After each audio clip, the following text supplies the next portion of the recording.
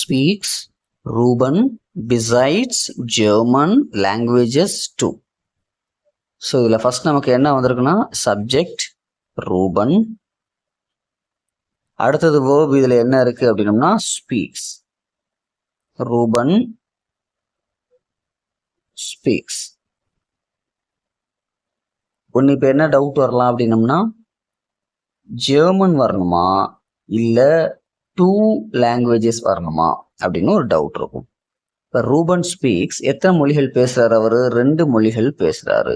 Ruban speaks 2 languages.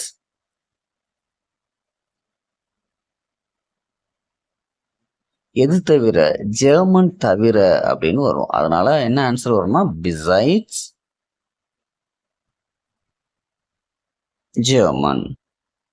அவர் German மட்டும் இல்லாம கூடுதலா 2 மொழிகள் என்ன செய்றாரு? பேசுறாரு அப்படின்னு வரணும்.